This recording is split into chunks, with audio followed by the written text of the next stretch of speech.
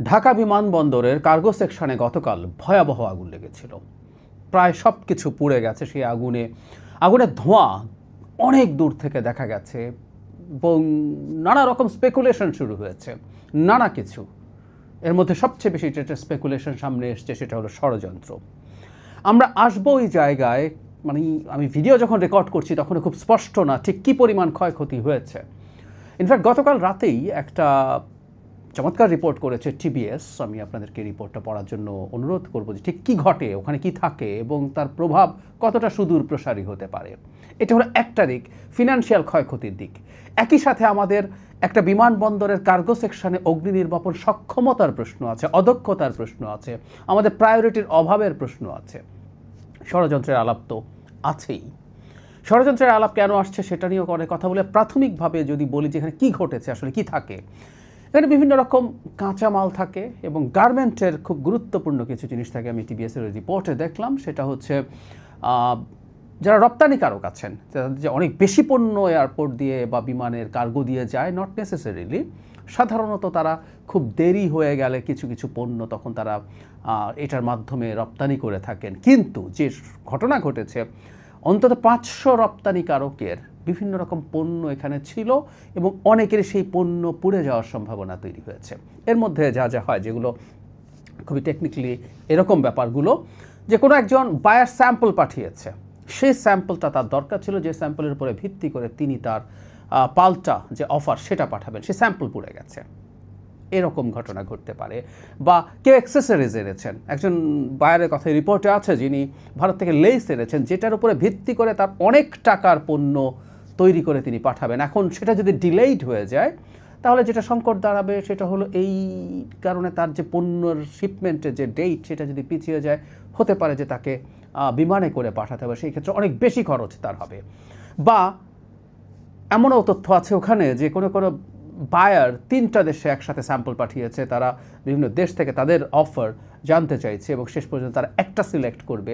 এটা পড়ে যাওয়ায় এটা মানে ক্ষতিগ্রস্ত হয়, দেখা যাবে অর্ডার অন্য কোথাও চলে যেতে পারে। আর একই সাথে কেউ যদি রপ্তানি করার জন্য যে পরিমাণ পণ্য ওখানে জমা করেছিলেন সেটা যদি পড়ে যায়, তাহলে তার কথাই নেই। এই রকম নানা সংকট আসলে ওখানে তৈরি হয়েছে এবং বলা হচ্ছে অ্যারাউন্ড $1 বিলিয়ন মতো পণ্য রপ্তানি ক্ষতিগ্রস্ত হতে পারে। মানে এখানে $1 বিলিয়ন পণ্য পুড়ে গেছে, ব্যাপারগুলো এইরকম না। এখানে যা যা ক্ষতি হয়েছে তার সাথে $1 বিলিয়ন পণ্য রপ্তানি নিয়ে প্রশ্ন আসতে পারে। যে কথাটা বলছিলাম যে প্রাথমিকভাবে এটা সরিয়ে রেখে ষড়যন্ত্রের আলাপে পরে আসছে, কেন সেটা আসছে, কিন্তু তার সাথেও এই আলাপটা খুব জরুরি। আমি দেখলাম একটা রিপোর্টে যে আমাদের একজন এভিয়েশন এক্সপার্ট বলছেন যেহেতু কোনো বিমানে আগুন লাগেনি, আমাদের এয়ারপোর্টের যে র্যাঙ্কিং আছে সেটা ক্ষতি হবে না। কিন্তু আমরা যদি এভাবে বলি, র্যাদার তার ওখানেও আছে যে আমাদের অগ্নি নির্বাপন সক্ষমতার মারাত্মক অভাব আছে। চেষ্টা ছিল, আমাদের ফায়ার ফাইটিং যে টিমগুলো আছে, এয়ারফোর্স, নেভি সবাই মিলে কাজ করেছেন, কিন্তু এতক্ষণ আগুন জ্বলতে পারলো, এটা বাংলাদেশের রাষ্ট্র হিসেবে সক্ষমতাকে বিরাট প্রশ্নের মুখে গ্লোবালি ফেলেছে। ইন্টারন্যাশনাল প্রচুর মিডিয়াতে যৌক্তিক কারণে এই অগ্নিকাণ্ডের খবর এসছে। তার মানে আমরা একটা রাষ্ট্র, দেশের প্রধানতম আরও কয়েকটা এয়ারপোর্টকে আমরা এখন আন্তর্জাতিক বলছি, ওখানে কিছু আন্তর্জাতিক ফ্লাইট ওঠানামা করে, বাট মূলত এটাই হচ্ছে আমাদের আন্তর্জাতিক একমাত্র এয়ারপোর্ট যেটাকে আমরা বলতে পারি। সেটার যে সক্ষমতা, রাষ্ট্রের সর্বোচ্চ সক্ষমতা সেখানে থাকার কথা, এবং সেটা মোটেও সন্তুষ্ট হবার মতো কিছু না। এটা এক মারাত্মক প্রশ্ন তৈরি করেছে গ্লোবালি, এতে কোনো রকম কোনো সন্দেহ নেই, এমনকি ষড়যন্ত্র হলেও। এবার ষড়যন্ত্রের আলাপটায় আসি। ষড়যন্ত্রের আলাপটা আসলে মূলত এই কারণে এসছে, 3 দিনে অন্তত খুব অল্প সময়ের মধ্যে 3টা মারাত্মক অগ্নিকাণ্ডের ঘটনা ঘটলো। একটা হচ্ছে মিরপুর একটা গার্মেন্ট কারখানার পাশে রাসায়নিকের গুদামে আগুন লেগে সেটা ওখানে ছড়িয়ে পড়া এবং বিষাক্ত রাসায়নিকে অ্যারাউন্ড 20 জন মানুষ মর্মান্তিকভাবে মৃত্যুবরণ করেছেন।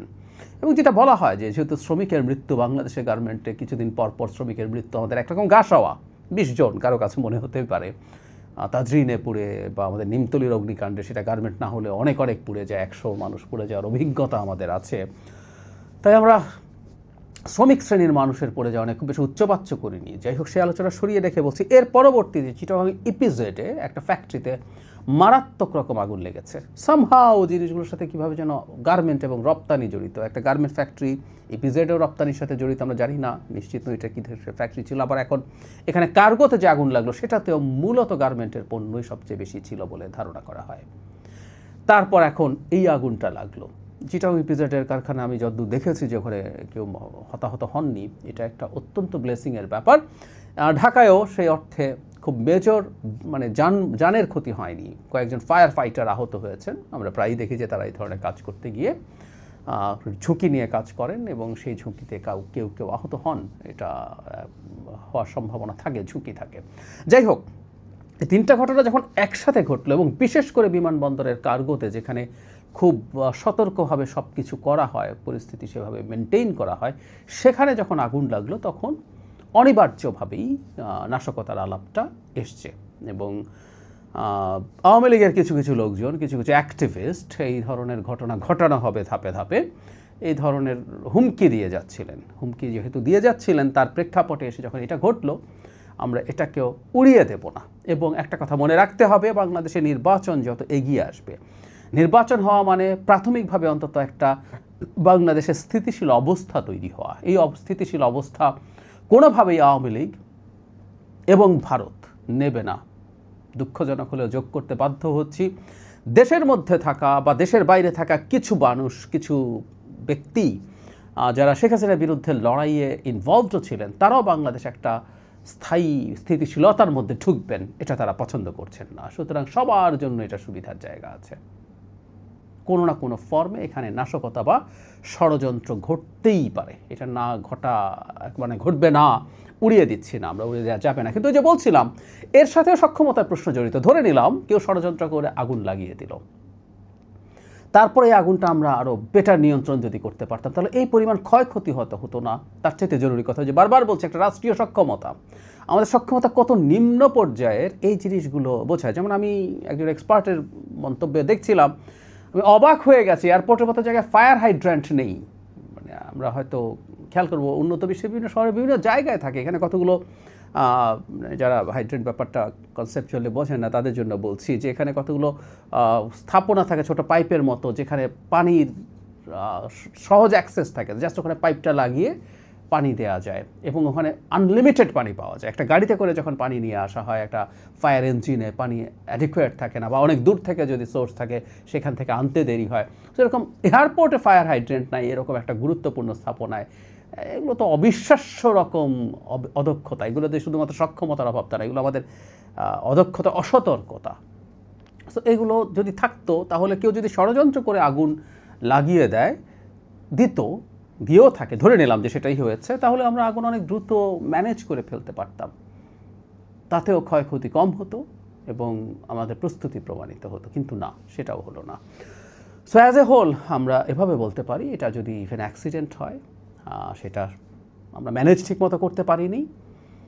আর অ্যাক্সিডেন্ট হলেও কেউ কেউ বলছেন যে শুরুতেই ষড়যন্ত্রের তীর দেখে অঙ্গুলি হেলন না করতে। আমি আবার একটা ভিন্ন জিনিস মনে করি, আমরা যে সময়ে বসবাস করছি, যে সময় আমরা এগিয়ে চলছি, মানে যত দিন আসতে থাকবে নির্বাচনের দিকে, যতই বাংলাদেশ একটা স্থিতিশীল অবস্থার দিকে এগিয়ে যাবে, বাংলাদেশকে আনস্টেবল করার জন্য ভারত, আওয়ামী লীগ এবং অবশ্যই বেশ কিছু অ্যানার্কিস্ট আছেন যাদের স্বার্থ আছে, যারা মনে করেন সরকার টিকে গেলে বা একটা ডিসরাপশন তৈরি হলে তাদের ক্ষমতায় ইনডিরেক্টলি থাকা এবং সেটাকে তারা ইনফ্লুয়েন্স করতে পারার সুবিধা হবে, তারা তো আছেনই। সুতরাং ষড়যন্ত্র ধরেই আসলে আমাদেরকে বিবেচনা করতে হবে। যদিও এই সরকার আদৌ কতটুকু এফিশিয়েন্টলি ষড়যন্ত্র যদি হয়ে থাকে, সরকার অলরেডি একটা স্টেটমেন্ট দিয়েছে, তারা তলিয়ে দেখছেন বা খতিয়ে দেখছেন ষড়যন্ত্র কিনা, ষড়যন্ত্র হলে তারা ব্যবস্থা নেবেন।